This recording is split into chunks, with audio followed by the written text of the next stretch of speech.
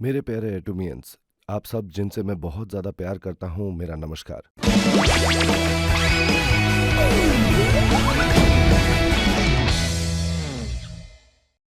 ये सवाल है, प्रेसिडेंट पार्क मैनेजमेंट के बारे में आपको ये आइडियाज़ कहाँ से मिलते हैं? जिन्होंने मुझसे ये सवाल पूछा है, उन्हें शायद ये लगता है कि मेरे मैनेजमेंट आइडियाज़ जो है, वो बहुत अच्छे हैं और शायद उन्हें ये भी लगता है कि मैं इस कंपनी को बहुत अच्छे से चलाता हूँ। पहली बात तो बहुत-बहुत शुक्रिया। मैं मानता हूँ कि इस दुनिया में जितने भी उसूल हैं, वो सारे उसूल किसी न किसी चीज़ से जुड़े हुए हैं, चाहे वो नेचर हो, चाहे सोसाइटी हो या किसी बिज़नेस का मैनेजमेंट हो। अगर आप एक बार के लिए सोचें कि भगवान ने ये दुनिया कैसे बनाई है, तो शायद आप उन उसूलों को समझ पाएंगे।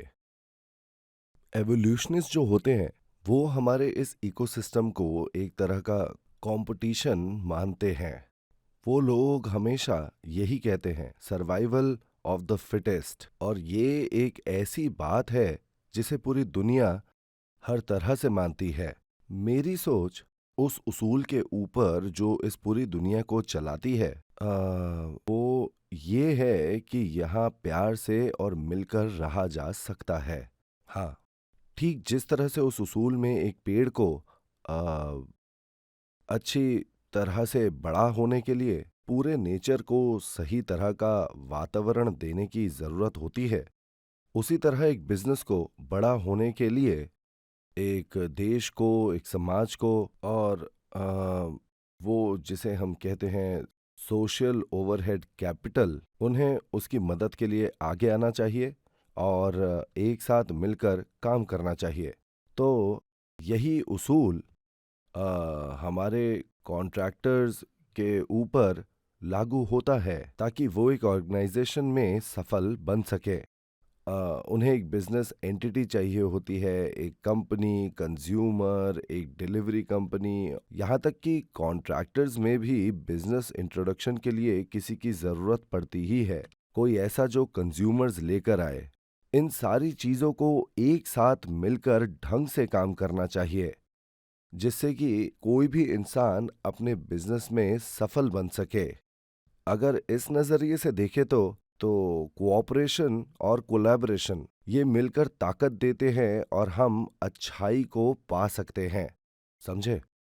और super synergy of United heart कोई चॉइस नहीं है, बल्कि ये एक तरह से अनिवार्य है और हमें इन उसूलों को मानना चाहिए। कुछ लोग ऐसे भी हैं जो मानते हैं कि शॉर्टकट लेने से सफलता मिल जाती है, पर सच तो ये है कि ऐसे लोग ज्यादातर हार जाते हैं और सफलता की चट्टान से वो लोग नीचे गिर जाते हैं, और ये कई बार होता है। ध्यान रखिएगा कि जब आप इस बिजनेस को कर रहे हैं, अगर आप अपने आसपास के एनवायरनमेंट की प्रशंसा करते हैं, तो वो किसी न किसी तरह से आगे चलकर आपको सफल बना ही देगी। और इस तरह की चीजें आपको सोचनी चाहिए जिससे कि आप बहुत अच्छी तरीके से इन हालातों के साथ मिलजुल कर रह सके। ऐसे करने पर आपका बिजनेस कहीं और नहीं, सीधा ऊपर जाएगा। किसी भी बिजनेस को अच्छे से करने के लिए उसे बिजनेस पार्टनर्स चाहिए प्रोडक्ट्स सप्लाई करने के लिए, और उन प्रोडक्ट्स के दाम भी कम से कम ही होने चाहिए।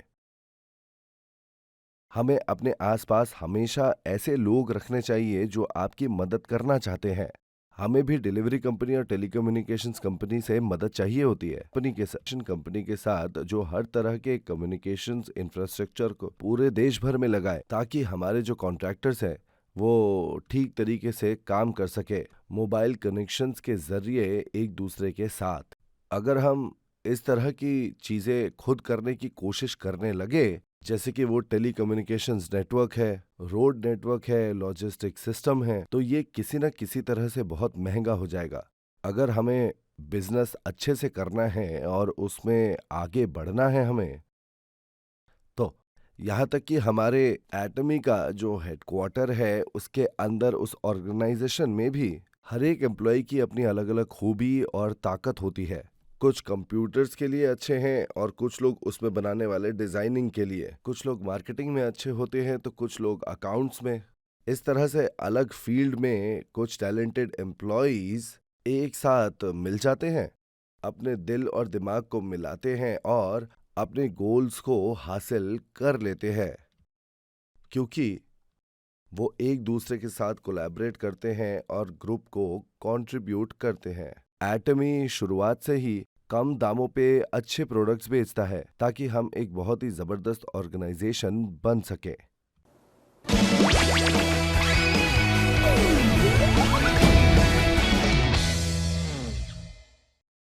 तो अब आया दूसरा सवाल।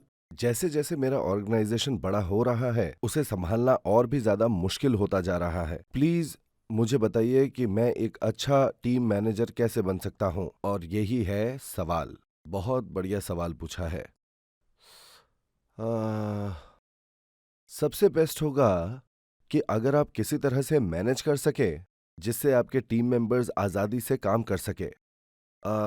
अगर आप चाहते हैं कि आपके मेंबर्स खुद ही आगे बढ़े हैं तो ये बहुत ज़रूरी है कि आप उन्हें दिखाएं कि आप अपनी पोजीशन में सबसे अच्छा काम कर रहे हैं। ये बहुत ज़्यादा ज़रूरी है। मैं फुटबॉल खेलने वाले खिलाड़ियों का एग्जाम्पल देता हूँ।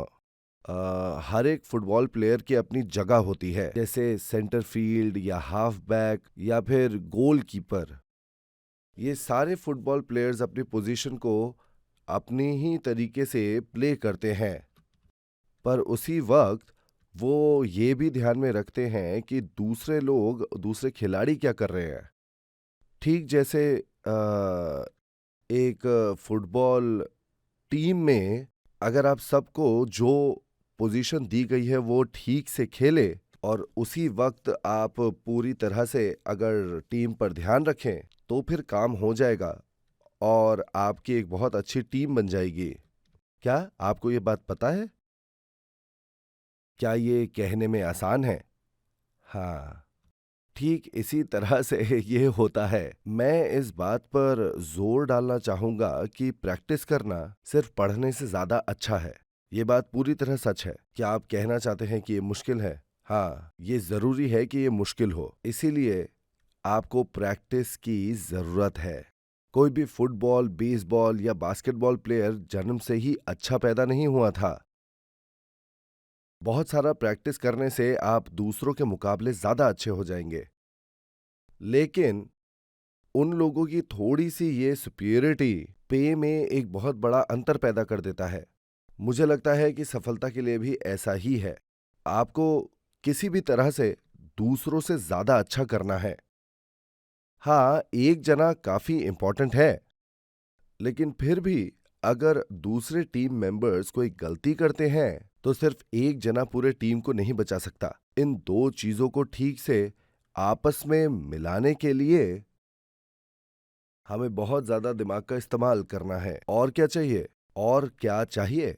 इंसानों का हुनर जैसे परसिस्टेंस, और आपको कभी ना डरने वाला दृढ़ विश्वासी बनना होगा। अगर सफलता बच्चों का खेल होता तो हम लोग ऐसा सब कुछ नहीं कर रहे होते। अपने अंदर इन गुणों को पैदा कीजिए।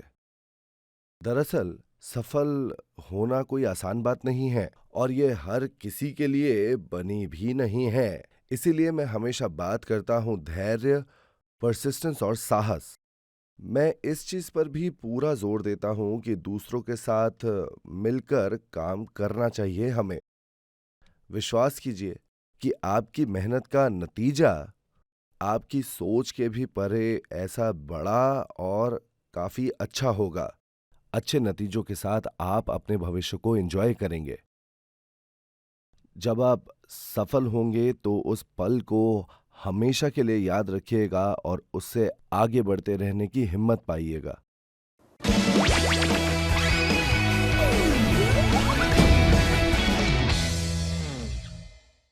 आपके इस नाम ड्रीमी का क्या मतलब है?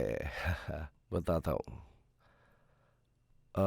मुझे यकीन है कि आप में से ज़्यादातर लोग सोचते होंगे कि मैं ख़याली पुलाव बहुत बनाता हूँ और इसीलिए ये ड्रीमी वर्ड है मेरे नाम के साथ। असल में ये पूरी तरह से गलत नहीं है। सच बात तो ये है कि इंग्लिश शब्द विज़न का चाइनीज़ ट्रांसलेशन होता है मोंगशांग, जिसका दूसरा मतलब होता है ड्रीमी। सिर्फ बैठे-बैठे सपने देखने के बजाय आप लोगों को मेरा जो विज़न वाला नाम है, उसके बारे में हमेशा सोचते रहना चाहिए। मेरे विज़न वाले नाम से आपको ज़्यादा फ़ायदा मिल सकता है। दरअसल विज़न का मतलब होता है वो जो अनदेखे को देख ले। हमारा भविष्य और हमारा संतुलित जीवन जिसके बारे में हम सपना देखते हैं, वो सिर्फ ऐसे ही देखा जा सकता है, हमारी इमेजिनेशन से और दूरदर्शिता से। हमें अपने नज़रिए पर हमेशा विश्वास होना ही चाहिए और उस सपने पर जो हमने खुद के लिए तैयार किया है।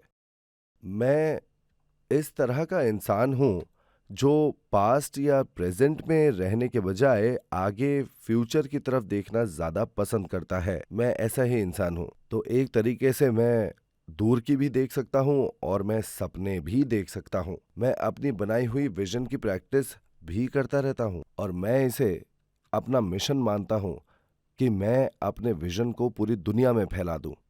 सिर्फ कोरिया में कुछ लोगों को नहीं बल्कि पूरी दुनिया में हाथों में हाथ डालकर इस विजन की प्रैक्टिस करेंगे।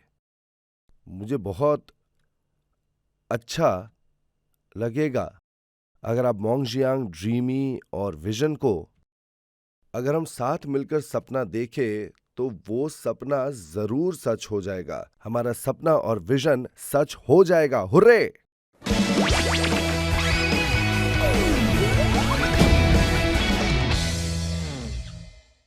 अगला सवाल, प्लीज अपने प्लान का डिटेल शेयर कीजिए जब आप चाइना में मार्केट खोलेंगे या फिर पूरे विश्व में अपने प्रोडक्ट्स भेजेंगे।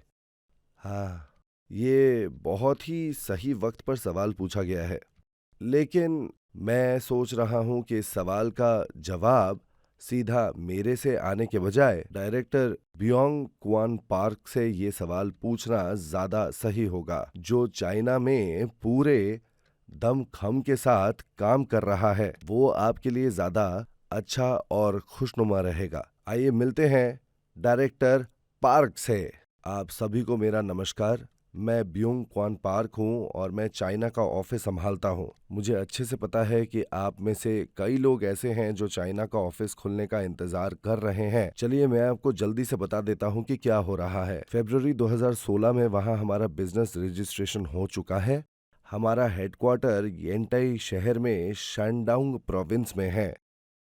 येंटाई शहर टॉप 20 इकोनॉमिकली डेवलप्ड सिटीज में से एक है चाइना में और ये एक बहुत ही खूबसूरत शहर है। ऑफिशियल बिजनेस रजिस्ट्रेशन के बाद हमने एम्प्लॉयज को काम पर रखना शुरू कर दिया है। हमारा जो हेडक्वार्टर साइट है वहाँ का इंटीरियर भी पूरा हो चुका है। हेल्थ सप्लीमेंट प्रोडक्ट्स के लिए हम काम कर रहे हैं अभी तो, जहां हम कोलमार बीएनएच के साथ एक फैक्ट्री लगाएंगे। किचन के सामान और टूथब्रशेस के लिए फैक्ट्रियां जल्द ही तैयार होने ही वाली हैं दूसरे बिजनेस पार्टनर्स के साथ। हेडक्वार्टर पर जून 2016 से एम्प्लॉयज़ ने काम करना शुरू कर दिया है।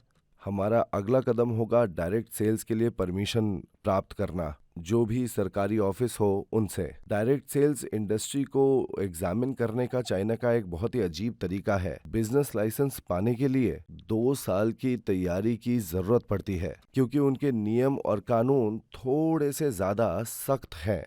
इस बात का ध्यान रखिए कि हम चाहे कितना भी कुछ कर ले, पर आखिरकार जून तो, या अगर सही सही कहूँ तो 2019 लग जाएगा हमें वहां पर बिजनेस शुरू करते हुए। जुलाई 2016 में येंटाई सिटी के जो असिस्टेंट मेयर है उन्होंने हमारे हेडक्वार्टर पर विजिट किया था, जहां पर उन्होंने प्रेसिडेंट पार्क के साथ मीटिंग भी की थी। उन्होंने ये कहा है कि वो एटमी के बिजनेस को चाइना में पूरी तरह से सपोर्ट करेंगे और हमें डायरेक्ट सेल्स बिजनेस का लाइसेंस दिलाने में वो काफ़ी ज़्यादा हमारी मदद करने के लिए तैयार हैं। मैं ये कह सकता हूँ कि हम एक अच्छी जगह पर हैं जहाँ से हमें चाइना में बिजनेस लाइसेंस आराम से मिल सकता है। जैसा कि आप देख सकते हैं कि चाइना की सरकार हमारे इस बिजनेस में बहुत ज़्यादा दिलचस्पी दिखा रही है। हम हर मुमकिन कोशिश करेंगे ये डायरेक्ट सेल्स बिजनेस लाइसेंस पाने के लिए। आखिर में मैं आप सब मेंबर से एक फेवर मांगना चाहता हूँ। चाइना में बिना लाइसेंस के बिजनेस करना बिल्कुल भी मान्य नहीं है। मेंबर रिक्रूटिंग को लेकर उनकी जीरो टॉलरेंस पॉलिसी है और वो इसे इल्लीगल मानते हैं। प्रोडक्ट डिस्ट्रीब्यूशन और बिना बात की मीटिंग्स वहाँ पूरी तरह इल्लीगल है।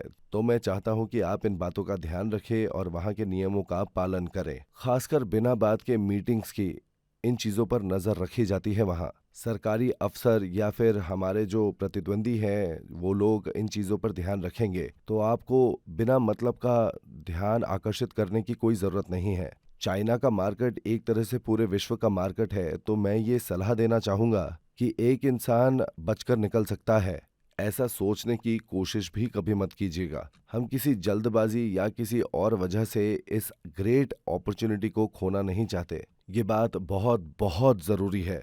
और आखिर में मैं आप सब लोगों से अभी के लिए अलविदा लेता हूँ। स्वस्थ रहे, अपने बिजनेस में सफल बने और बहुत सारे पैसे कमाएं।